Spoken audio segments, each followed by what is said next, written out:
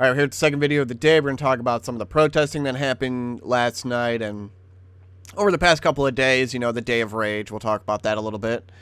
From Breitbart, up first, we got left-wing radicals post online guide to disrupting the country if election is close. An organization of radical left-wing activists has posted an online guide to disruption that outlines a plan to shut down the country and force President Donald Trump from power in the event that the 2020 election is too close to call. The guide, Stopping the Coup, available as a Google Doc, which I got right here, actually.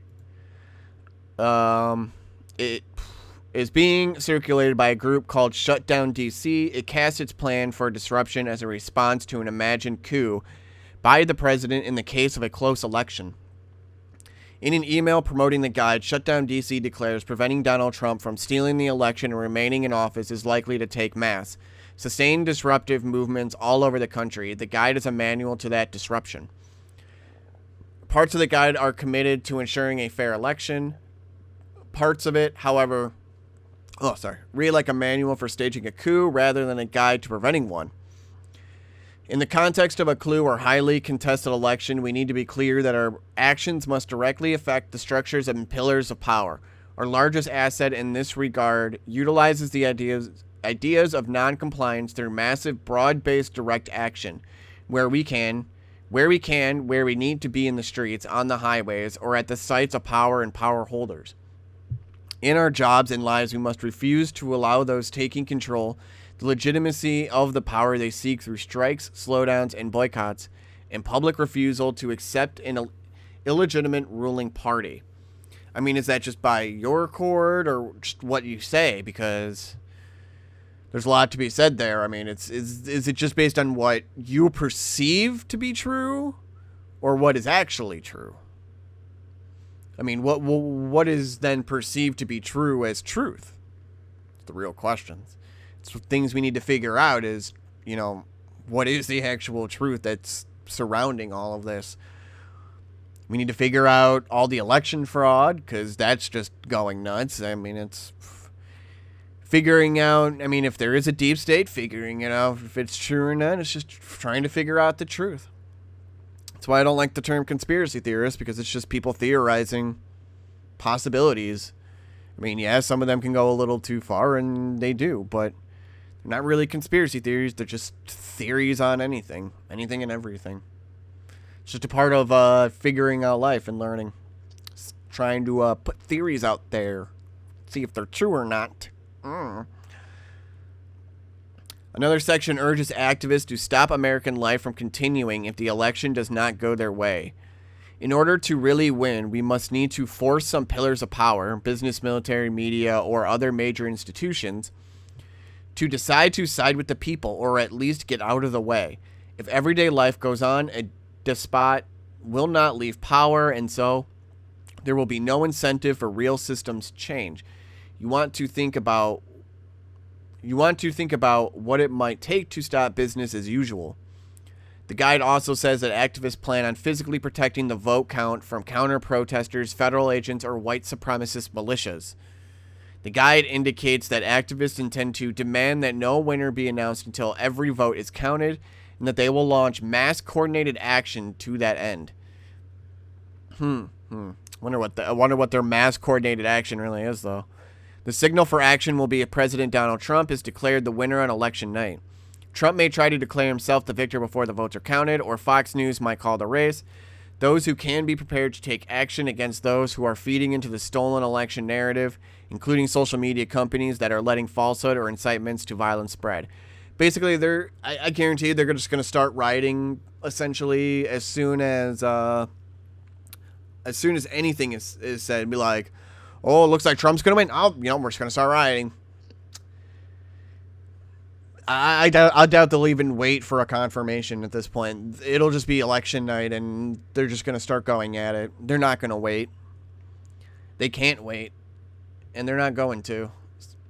So this almost just kind of starts feeling like they're just going to start rioting or peacefully protesting on election night, and they're just going to cause a bunch of destruction, and people are going to hate them even more.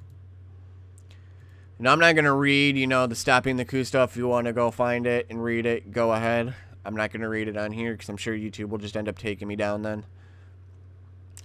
Then we got from Fox News, promoter for Portland's Day of Rage wants to abolish colonial systems, report says. Social media posts have added challenges to Portland police. The Twitter handle Generational Resistance, which promoted Sunday night's Day of Rage in Portland that resulted in the toppling of 2 statues and damage to several buildings, said its ultimate goal is to decolonize society by working to abolish colonial systems rooted in racism. Or Port said, is that why you took down Abraham Lincoln statue?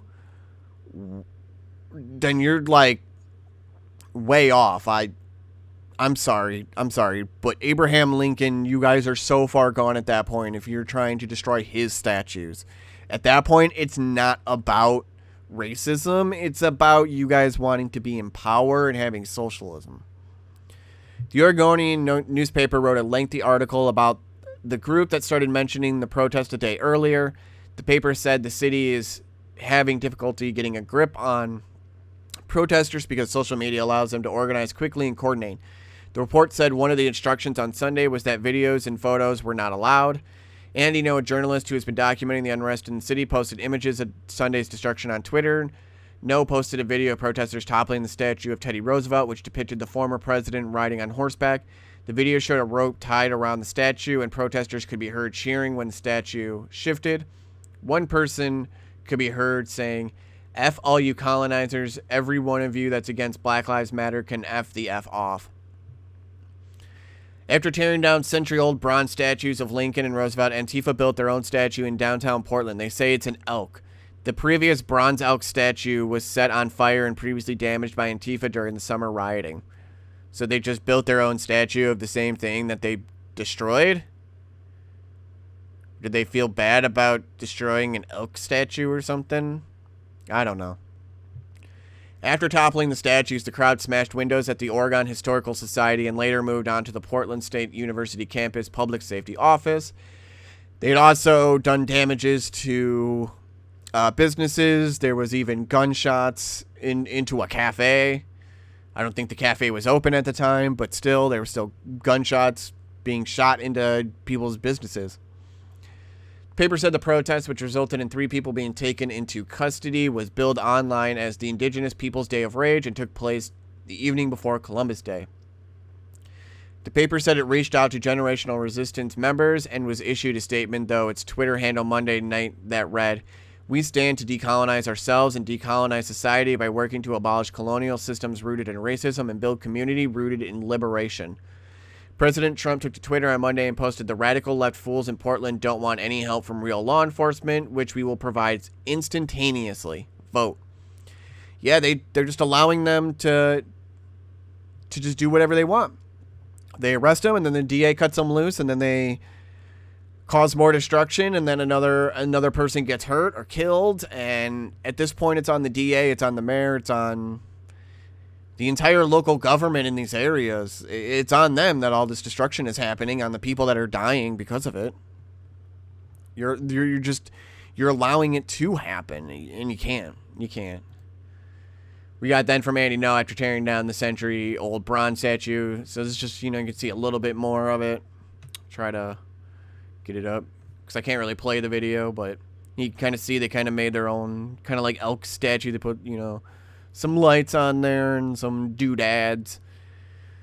It's kind of whatever. It's just made of pallets and wood and debris. So, woo! You guys, your statues look really cool, guys. I'm glad you guys toppled an Abraham Lincoln statue. I don't know why you did that. I mean, I thought the Emancipation Proclamation was a good thing, but I guess it just wasn't good enough for you guys. I mean, it only got Lincoln killed, but whatever. By Democrats. Snap.